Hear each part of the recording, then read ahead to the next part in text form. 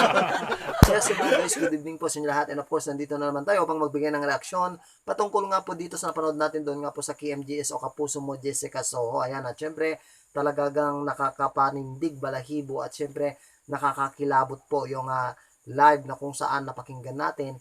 Yun nga pong hinaing o daing o panaghoy ng isang babae na umiiyak. At syempre, meron po dito, meron po din na musika, ayan, musika na pangbata. Ayan, at syempre, sabi ng mga iba, sabi ng mga nandun, na meron daw isang malagim na karanasan ang terminal na yoon dahil nga po binomba noon ng mga terorista. Ayan. So yun po, doon po sila bumabase na kung saan talaga naman maybe yun daw yung mga iba o mga biktima na talaga naman na hindi po mapakali sa kanilang kinaroroonan. At syempre, siguro marahil malamang naghanap po sila ng hustisya. Ayan. At syempre, yung iba naman na sinasabi dito na nung unang panahon daw ay pwede daw itong lagusan. Ayan, dahil malapit daw ito sa river o doon nga po sa ilog, pwede daw itong lagusan ng mga espiritu. Ayan, at syempre, sabi naman ni Ed Kaluwag na kung saan, totoo naman yung sinabi nito na meron itong malagim na nakaraan. So yun na nga po. At syempre naniniwala po tayo dito kapag may malagim na nakaraan,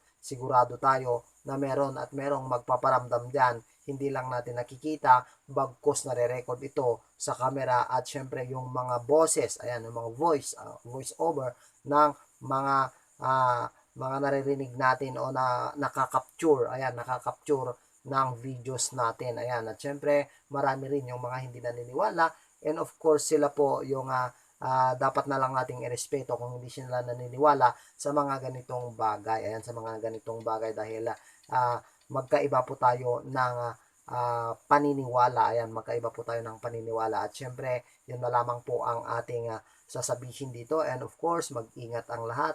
At syempre, totoo nga kakilakilabot yung mga ganitong pangyayari. At syempre, yung ganito tapos mag-isa ka lang na narinig mo yung ganun na nga. So, talagang nakakapanindig, balahibo yung ganong mga bagay. Ayan, syempre, lahat po ay mag-ingat. At syempre, dapat talaga naman na matutunan nating mahalin ang bawat isa sa atin. At sana ay hindi na po mangyari o yung nangyari yung mga ganong bagay. At syempre matahimik na rin ang mga kaluluwang ito na narinig ang kanilang mga panaghoy. Ayan. At syempre, wala na po tayong masabi dito. At kung gusto nyo yung video ito, mari po itong i-thumbs up, ganyan. And of course, pwedeng i-share para mapanood ng ating mga ibang kababayan.